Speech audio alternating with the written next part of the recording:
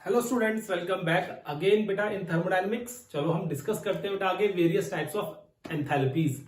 तो आज का जो हमारा लेक्चर रहेगा बेटा that is enthalpy of formation. आज हम बात करेंगे एंथैल्पी ऑफ फॉर्मेशन बेटा।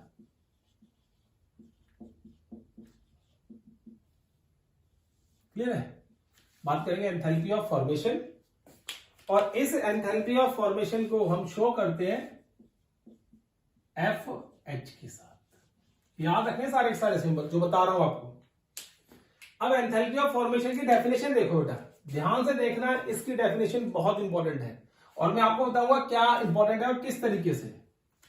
ठीक है, हम बोलते हैं enthalpy changes when 1 mole of substance is formed from its constituents, elements or constituent elements or molecules is known as enthalpy of formation। अगर कोई भी एक मोल सब्सटेंस बन रहा है, ठीक, कोई भी एक मोल सब्सटेंस, और वो सब्सटेंस बन रहा है उसके अंदर प्रेजेंट एलिमेंट्स या मॉलिक्यूल की हेल्प से बेटा, ठीक है, जो प्योर स्टेट में होते हैं उनकी हेल्प से, तो हम उसको बोलेंगे एंथैल्पी ऑफ फॉर्मेशन। क्या बोलेंगे? Enthalpy of formation. अब मैं बात करूं एंथैल्पी ऑफ फॉर्मेशन की बेटा, यहां पे तो देखो क्या एग्जांपल देता हूं आपको। सपोज करो अगर मैं बोलता हूं C solid plus O2 gas, it will give you CO2 gas बेटा। तो यहां पे जो F -393.5 किलो जूल आया बेटा, ये एंथैल्पी ऑफ फॉर्मेशन है। ये क्या है? एंथैल्पी ऑफ फॉर्मेशन है। क्लियर है केस? कैसे ये एंथैल्पी ऑफ फॉर्मेशन है बेटा, मतलब यहां पे ये एंथैल्पी ऑफ फॉर्मेशन आई कैसे है, ठीक है, वो बता रहा हूं। अब देखो CO2 एक मॉलिक्यूल है। पहली बात, इस मॉलिक्यूल के अंदर चेक करो कि ये मॉलिक्यूल जो बन रहा है वो 1 मोल बन रहा है बेटा, रिएक्शन बैलेंस्ड है और 1 मोल बन रहा है। तो पहले चेक करो पहले प्रोडक्ट क्या 1 मोल बन रहा है। अगर 1 मोल बन रहा है तो पहली बात हो सकती है कि ये एंथैल्पी ऑफ फॉर्मेशन हो सकती है, कोई चीज बन रही है। अब इसके अंदर क्या है बेटा, कार्बन और ऑक्सीजन, दो एलिमेंट है अलग अलग। कार्बन हमेशा हमें C की फॉर्म में मिलता है और ऑक्सीजन हमेशा O2 की फॉर्म में मिलता है। तो वही तो मैंने कहा है, enthalpy changes when 1 mole of substance is formed from its constituent elements और molecules in their pure state. आप चाहो तो इसको और इंक्रीज कर सकते हो। मॉलिक्यूल्स एग्जिस्ट इन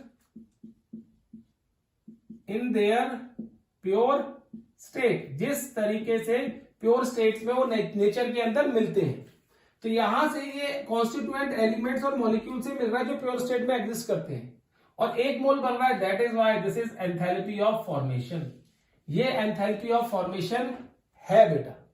क्लियर है? अगर कल को आपको यही मिल जाता कुछ इस तरीके से, ध्यान से सुनना। आप देखो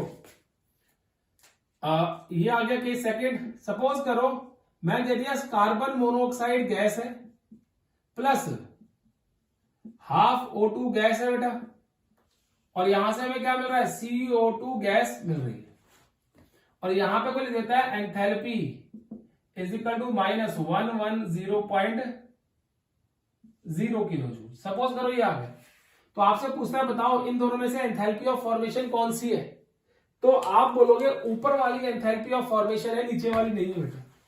अब कहोगे दोनों में कार्बन डाइऑक्साइड है और दोनों में ही 1 मोल का केस है बेटा, यहां पे ही 1 मोल है, यहां पे ही 1 मोल है। तो यहां पे एंथैल्पी ऑफ फॉर्मेशन क्यों नहीं है, जबकि यहां पे एंथैल्पी ऑफ फॉर्मेशन आप बोल रहे हो। अब इसके अंदर देखो कॉन्स्टिट्यूएंट एटम्स है क्या, C जो कार्बन का कार्बन डाइऑक्साइड कार्बन है वो इंडिपेंडेंटली एग्जिस्ट करता है सी की फॉर्म में, independently, but there is no C form independently in case of reactant. दिख रही है आपको? नहीं दिख रही। ऑक्सीजन O2 की फॉर्म में है, वो एग्जिस्ट कर रहा है, दिख रहा है। यहां पे कॉन्स्टिट्यूएंट एटम या एलिमेंट या मॉलिक्यूल ना होने के कारण यहां पे CO2 एक अलग से मॉलिक्यूल है, and that is why this is not enthalpy of formation and it is known as enthalpy of reaction. इसको हम एंथैल्पी ऑफ रिएक्शन कह देते हैं बेटा। बहुत छोटी सी चीज है, बहुत छोटा सा डिफरेंस है जिसको आपको बहुत कीनली ऑब्जर्व करना है बेटा। अगर अपने कॉन्स्टिट्यूएंट एटम से मिलकर बनी होगी तो एंथैल्पी ऑफ फॉर्मेशन होगी, अगर अपने कॉन्स्टिट्यूएंट एटम से मिलकर नहीं बनी होगी तो एंथैल्पी ऑफ फॉर्मेशन नहीं होगी। और कॉन्स्टिट्यूएंट एटम के साथ साथ मॉलिक्यूल्स भी होने चाहिए बेटा। क्लियर है? 1 मोल। अब देखो दूसरा एग्जांपल देता हूं इसका, ताकि यह चीज आपको थोड़ी सी और क्लियर हो जाए। सुनो ध्यान से। इसी केस में नेक्स्ट एग्जांपल है बेटा थर्ड। ठीक है, मैं लिखता हूं N2 gas plus 3H2 gas. Clear है? ये रिएक्शन है और जब ये आपस में रिएक्ट करती है तो वी गेट 2NH3 गैस। ठीक है बेटा, यहां पे जो एंथैल्पी आ रही है, enthalpy change in this case that is -92.2 kilojoule पर मोल, 2 किलोजूल सॉरी, ये आ गया। क्लियर है? अगर आपसे कोई पूछता है क्या ये एंथैल्पी ऑफ फॉर्मेशन है, क्या ये एंथैल्पी ऑफ फॉर्मेशन है बेटा? ठीक है, ये जो दे रखी है डेल्टा H, क्या ये एंथैल्पी ऑफ फॉर्मेशन है? अगर आपसे कोई पूछता है तो आप क्या कहोगे उस केस के अंदर कि एंथैल्पी ऑफ फॉर्मेशन है कि नहीं है? तो उस केस के अंदर बताएंगे बेटा हम लोग, चेक कर लो इसको। पहली बात 1 मोल ऑफ प्रोडक्ट बनना चाहिए। यहां पे प्रोडक्ट के कितने मोल्स बन रहे हैं? 2 मोल्स। सो ये एंथैल्पी ऑफ फॉर्मेशन नहीं है, ये एंथैल्पी ऑफ फॉर्मेशन बिल्कुल भी नहीं है बेटा। समझ आई ना बात? क्योंकि 2 मोल्स बन रहे हैं, हमें 1 मोल चाहिए। डेफिनेशन कहती है कि 1 mole of substance is formed from its constituent elements molecules which exist in pure state बेटा, नेचर के अंदर। ठीक है, तो अब अगर हमें इसकी एंथैल्पी ऑफ फॉर्मेशन निकालनी हो तो yes, we can calculate the enthalpy of formation of this equation. That will be like this. If I put half N2 plus 3/2 H2 will give you NH3 gas beta. ठीक है, now this is enthalpy of formation of ammonia which is equal to -46.1 kilojoule per mole. अब इसको मैं पर मोल लिख सकता हूं because 1 mole substance यहां पे फॉर्म हो रहा है। क्लियर है? अब यहां पे देखो कितने मोल है बेटा? We have 1 mole of substance over here, और इस 1 मोल की वजह से 1 मोल है बेटा, देखो यहां पे चेक कर लिया, यस ये वाला फैक्टर सही है। अब एक नाइट्रोजन N2 की फॉर्म में एग्जिस्ट करती है, सही है। हाइड्रोजन H2 की फॉर्म में एग्जिस्ट करती है, सही है। तो इसका मतलब ये एंथैल्पी ऑफ फॉर्मेशन का केस है, ये एंथैल्पी ऑफ फॉर्मेशन का केस है बेटा। समझ आया?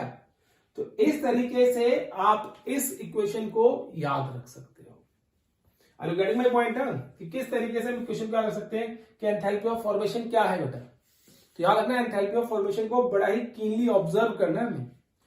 अब देखो, अगर मैं इस रिएक्शन की बात करता, ठीक है, अगर मैं इस रिएक्शन की बात करता हूं, सपोज करो थर्ड एग्जांपल में मैंने इनको ए और बी दे दिया नाम।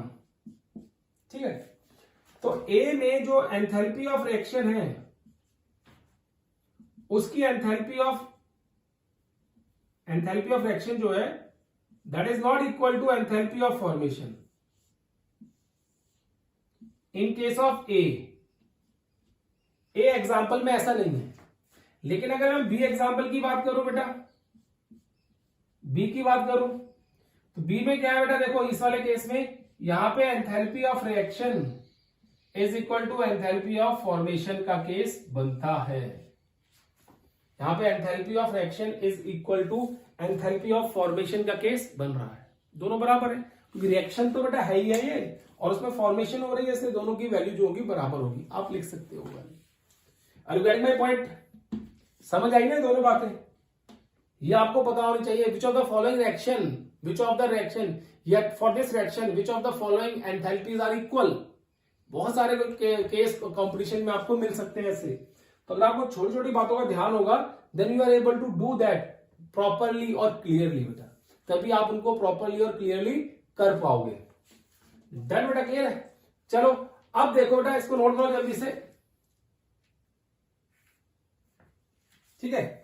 अब देखो बेटा, इसके बाद अब इसकी बात करते हैं हम लोग, इसी केस में बात करते हैं स्टैंडर्ड का। Standard enthalpy of formation,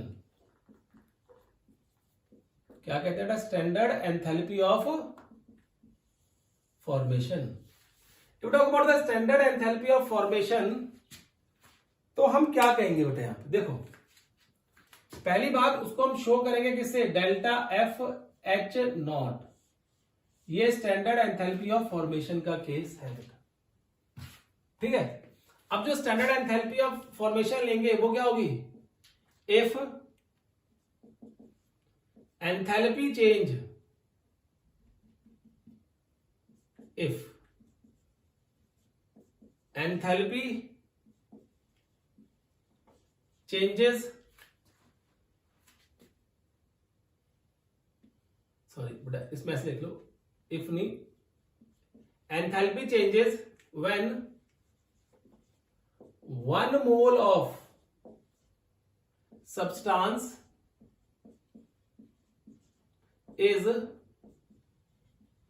formed from its constituents, elements, molecule exist in pure state, exist in their pure state बेटा, क्लियर है। At standard condition of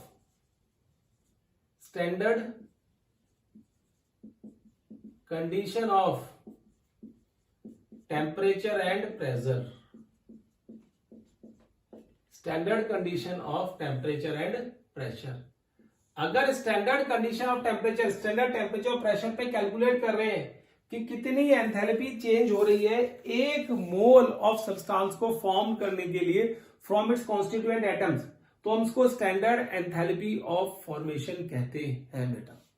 बड़ा ही सिंपल सा कंसेप्ट है, ठीक है। अब देखो यहां पे स्टैंडर्ड कंडीशन टेम्परेचर की हम 298 ले लेंगे बेटा, हमने अज्यूम करके चले हैं, और प्रेशर क्या लेंगे? 1 बार।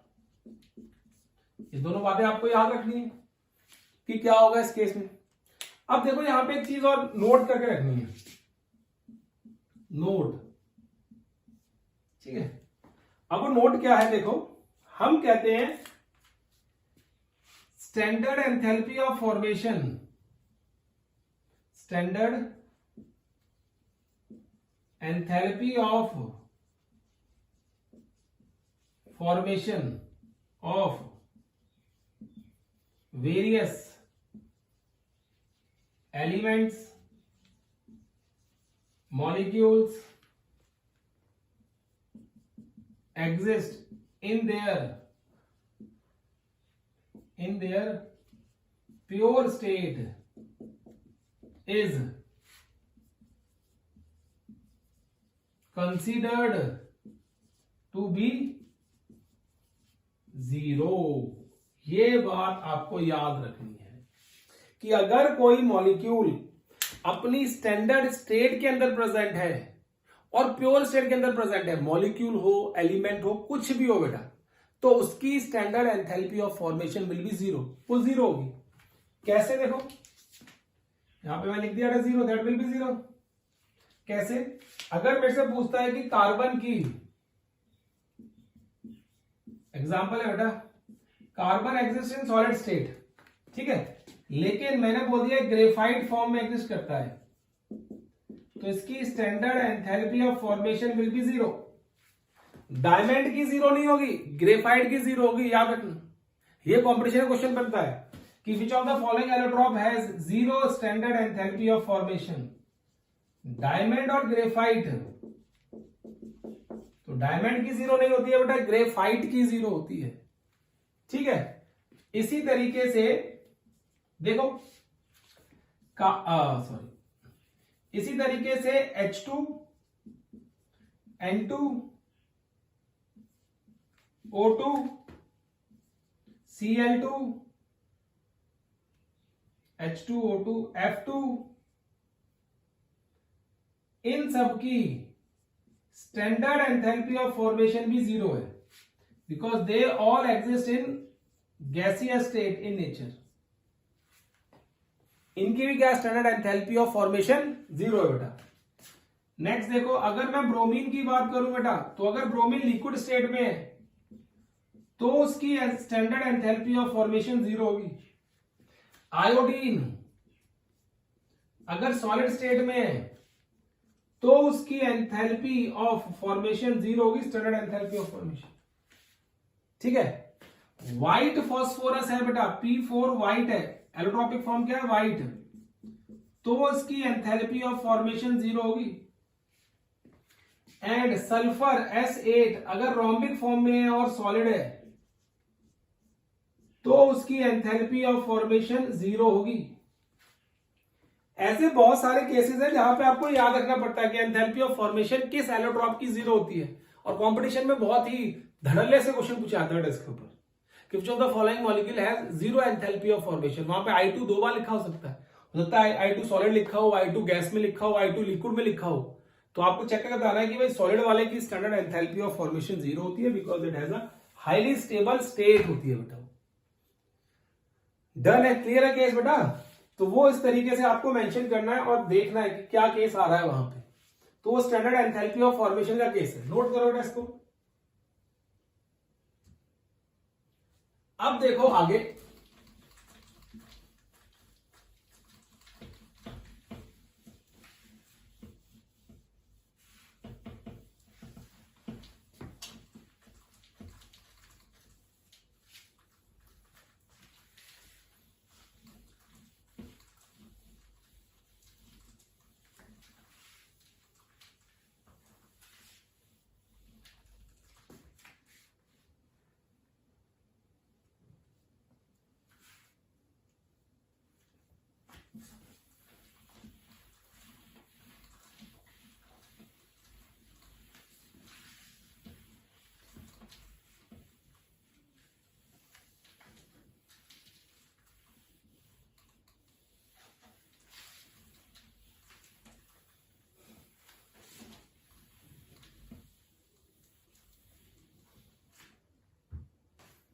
ठीक है ना, ये केस आ गया।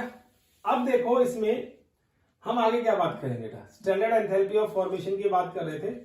अगर स्टैंडर्ड एंथैल्पी ऑफ फॉर्मेशन की टर्म्स पे हमें एंथैल्पी ऑफ रिएक्शन को लिखना हो तो देखो इस केस में भी मैं रिएक्शन लिखता हूं पहले, फिर हम बात करते हैं उसके बारे में। एंथैल्पी ऑफ रिएक्शन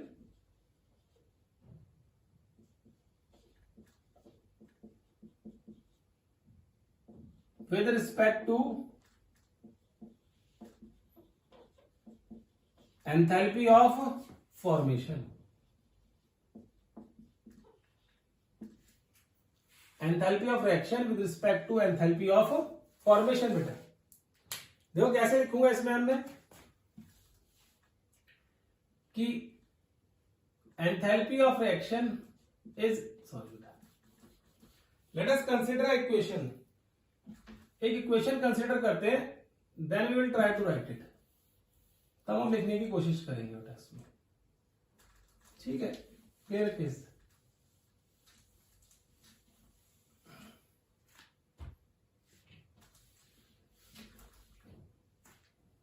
गीला पड़ा, थोड़ा सा रुक जाओ।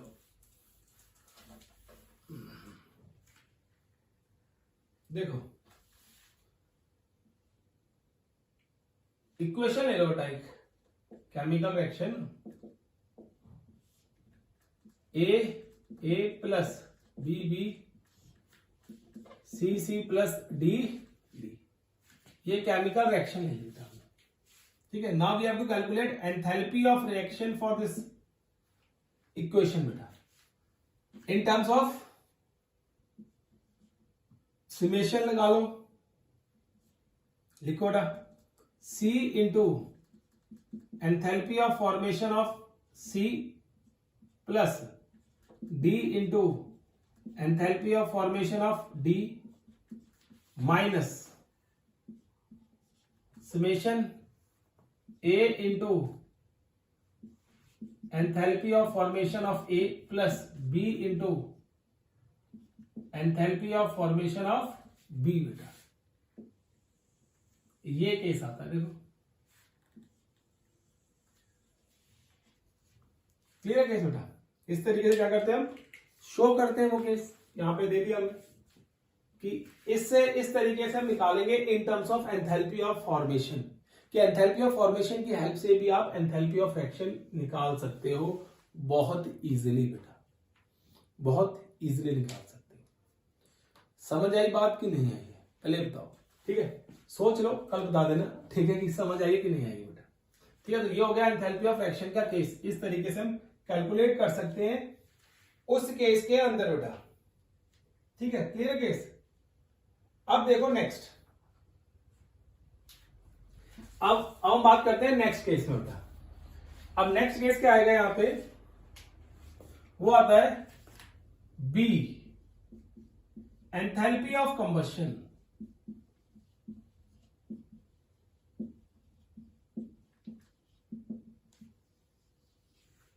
एंथैल्पी ऑफ कंबशन बेटा। If talk about the enthalpy of combustion तो क्या कहेंगे, देखो सुनो ध्यान से, यहां पे डेफिनेशन देते हैं। पहले बात बेटा इसको लिखेंगे डेल्टा सी एच, ठीक है, और लिखो बेटा enthalpy of combustion is always exothermic in nature, वो एक्सोथर्मिक नेचर की होगी, ये याद रखना है। Enthalpy of combustion is always exothermic in nature, ठीक है बेटा। अब देखो इसकी डेफिनेशन क्या होती है, एंथैल्पी चेंजेस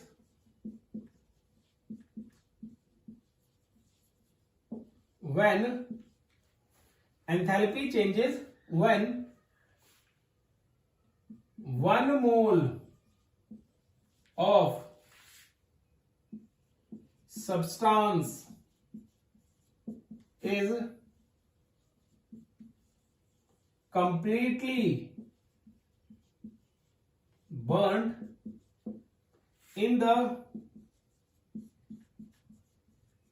presence of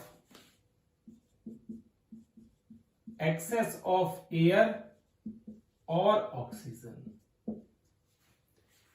कितनी एंथैल्पी चेंज होती है जब आप किसी एक मोल सब्सटेंस को कंप्लीटली बर्न करते हो in the presence of excess of air और ऑक्सीजन बेटा, ठीक है, ये आती है एंथैल्पी ऑफ कंबशन। अब एंथैल्पी ऑफ कंबशन जो है वो एक्सोथर्मिक नेचर की होती है हमेशा, ये याद रखना है, ठीक है। अब एंथैल्पी ऑफ कंबशन की बात करें, एग्जांपल दे इसके में, अगर मैं थोड़े से एग्जांपल दूं बेटा इसके, तो देखो क्या आएगा केस, मैं कहूंगा नंबर 1 यहां पे कि C solid plus O2, carbon को कोल को बर्न कर रहे हैं इन the presence of oxygen, it will give you CO2 gas. यहां पे एंथैल्पी ऑफ कंबशन कितनी है बेटा, that is minus 395.5 kilo joule, ये आ जाएगी बेटा, क्लियर है केस। तो ये एंथैल्पी ऑफ कंबशन है। इसी तरीके से B CH4 gas plus 2O2 gas से आपको क्या मिल रहा था बेटा, CO2 gas plus H2O liquid, 2H2O मिलेगा। यहां पे enthalpy of combustion minus 890.3 kilo joule बेटा, ये होती है।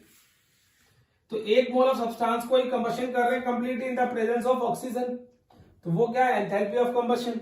और जो हमने एग्जांपल दिए दोनों की दोनों, उसमें एंथैल्पी ऑफ कंबशन क्या है बेटा, नेगेटिव वैल्यू शो कर रहा है, ठीक है। इसका मतलब क्या है कि यहाँ पे और स्पेशली लिखा है, ऐसा कोई केस नहीं है जिसमें हम बोल सके कि एक्सेप्शनल केस आएगा, ऐसा कुछ नहीं है। तो यहाँ पे एक्सोथर्मिक नेचर का ही होगा और वही हमने यहाँ पे शो किया है बेटा। Are you getting my point ना, कि एक्सोथर्मिक नेचर का होगा वही हमने यहाँ पे क्या किया बेटा, शो कर दिया इस तरीके से। तो ये एंथैल्पी ऑफ कंबशन का केस आता है। अब इस एंथैल्पी ऑफ कंबशन के केस के ऊपर बेटा एफिशिएंसी ऑफ फ्यूल बहुत डिपेंड करती है। ठीक है, आप नोट करो इसे, फिर मैं आगे बताता हूं आपको कि हम बात करेंगे किसकी बेटा, एफिशिएंसी ऑफ फ्यूल और फूड।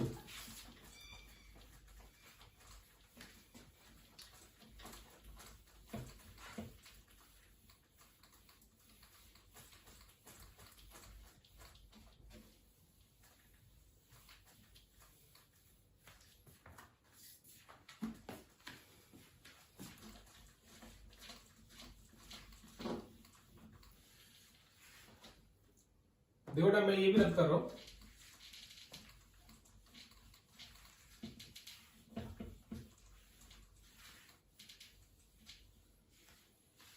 नोट करो बेटा तुम्हें दूसरा।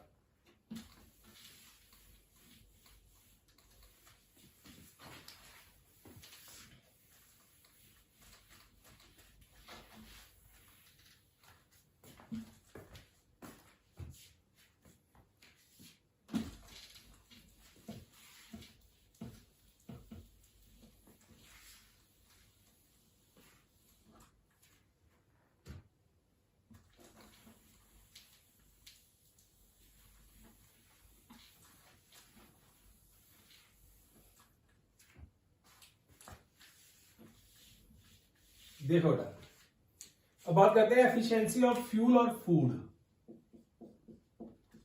Efficiency of fuel and food बेटा, क्लियर है। Talk about the efficiency of food और फ्यूल, हम दोनों की बात करें तो हमारे पास देखो क्या आएगी, एफिशिएंसी का मतलब क्या होता है बेटा, कितनी क्षमता है किसी भी फूड की एनर्जी देने की बेटा। ठीक है, तो जितनी ज्यादा एफिशिएंसी अच्छी होगी किसी फूड की उतना वो फूड कम यूज होगा बेटा। ठीक है, क्लियर है। हम बोलते हैं कई बार कि जैसे आपको मैं किसका एग्जांपल दूं जो आपको समझ आ जाए बेटा एक बार में। लेट मी थिंक दैट, अब वो देख लो बेटा, आपको शायद पता ना हो इस चीज के बारे में लेकिन फिर भी चलो मैं आपको देता हूं एग्जांपल। आपने आर्टिफिशियल शुगर्स देखी होंगी। आर्टिफिशियल शुगर जो होती है बेटा वो बहुत वैरायटीज की आती है, और उसमें वैरायटी क्या होती है कि कोई सुक्रालोज आती है, कोई एलिटेम आती है, कोई कुछ आती है बेटा। तो इनमें इनकी स्वीटनेस के ऊपर काफी डिफरेंस है।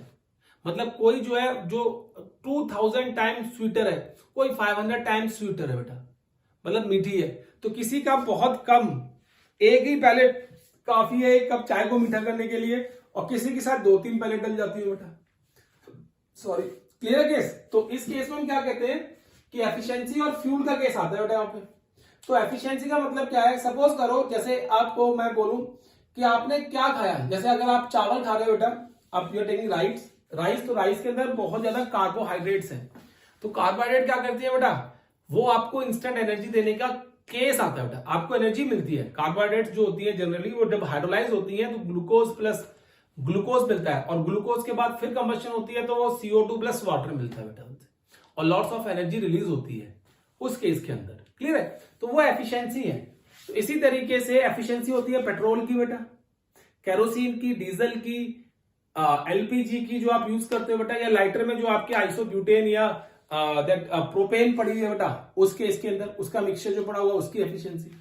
तो एफिशिएंसी जब कैलकुलेट करते हैं बेटा तो हम करते हैं efficiency in terms of calorific value. सुनो ध्यान से, एफिशिएंसी ऑफ फूड और फ्यूल, एफिशिएंसी ऑफ फ्यूल और food is calculated in terms of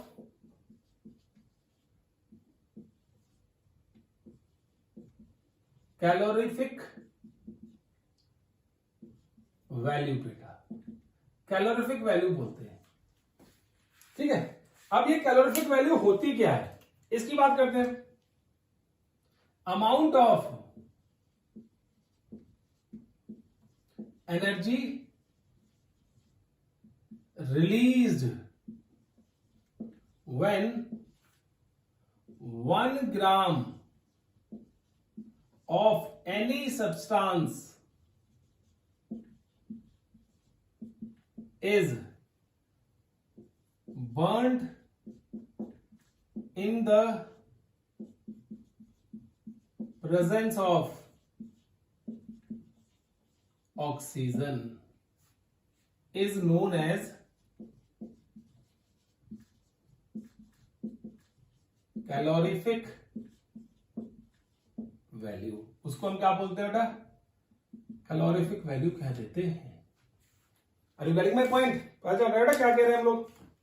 तो अमाउंट ऑफ एनर्जी रिलीज्ड और केस आता है when 1 gram of any substance is burned in the presence of oxygen. ठीक है, उसको क्या बोलते हैं? Known as calorific value of the fuel बेटा। अब देखो इसका एक एग्जांपल दे रहा हूं, ध्यान से सुनना एग्जांपल को। ठीक है, एग्जाम्पल क्या है इसका कैलोरीफिक वैल्यू का? देखो मैंने क्या कंसीडर किया, CH4, इसकी कंबशन की बेटा। जब मैं CH4 की कंबशन करता हूं तो मुझे कार्बन डाइऑक्साइड प्लस वाटर मिलता है, और इस केस में जो एनर्जी रिलीज होती है -890.3 किलो जूल होती है बेटा। ठीक है, now I want to calculate the calorific value of methane. मुझे now I want to calculate calorific value of CH4 from above data. जो अबव डाटा दे रखा है बेटा, उससे हम कैलोरीफिक वैल्यू निकालेंगे CH4 की। क्या होगी बेटा? क्लियर है? तो how we will calculate the calorific value of fuel with the from the above data बेटा? क्या आएगा? देखो कैसे ये आएगा। हमें पता है 16 gram of methane upon combustion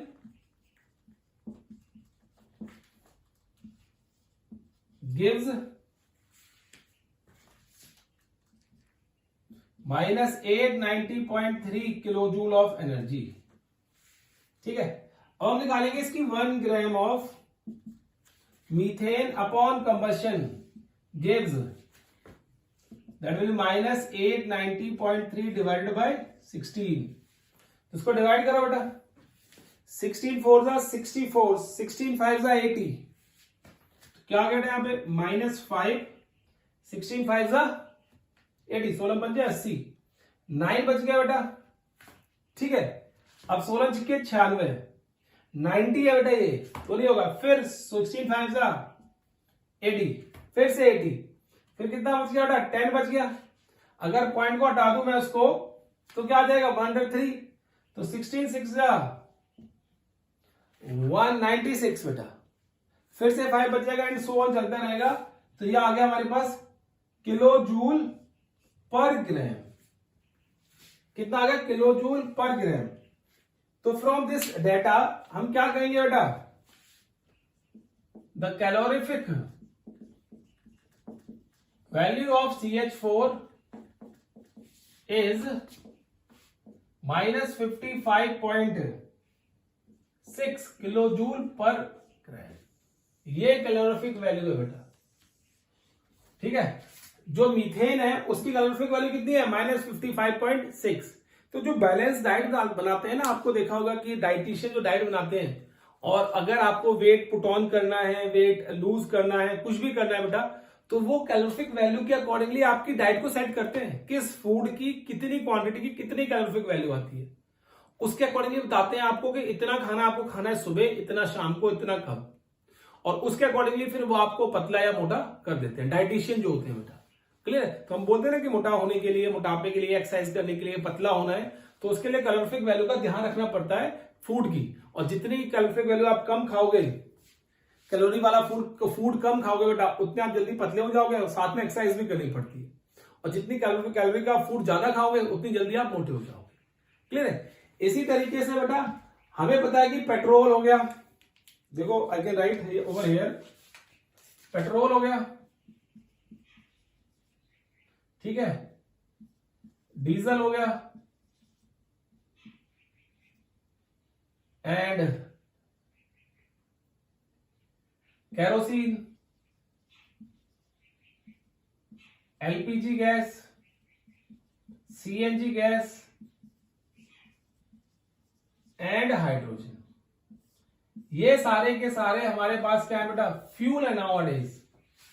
nowadays these all are fuel, ठीक है। बट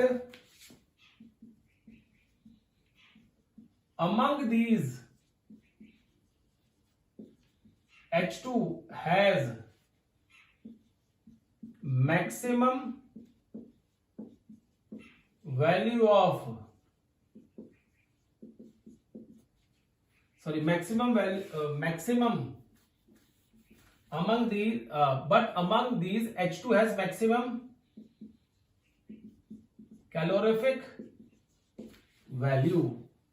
जो H2 होती है बेटा, उसकी मैक्सिमम कैलोरीफिक वैल्यू होती है, और it is approximately I think so, अगर मुझे एग्जैक्टली याद है बेटा इसकी, तो H2 की जो कैलोरीफिक वैल्यू की वैल्यू होती है,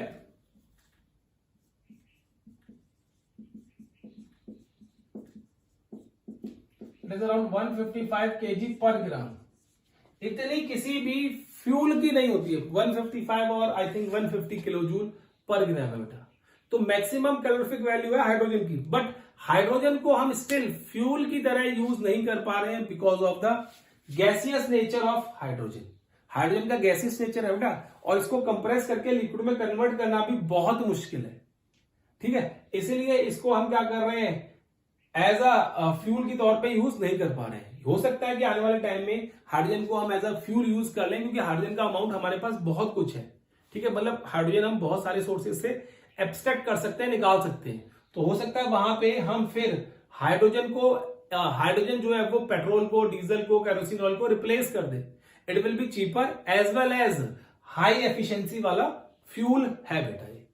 क्लियर है केस? तो ये हमारा आज का लेक्चर था बेटा सेकंड, ठीक है। और इसके बाद फिर हम आगे थर्मोकेमिस्ट्री को डिस्कस करेंगे इसी चैप्टर के अंदर बेटा, और फिर उसमें हम वेरियस टाइप्स ऑफ एनर्जीज को, एंथैल्पीज को फिर से पढ़ेंगे। डन बेटा? Till then take care and bye bye बेटा।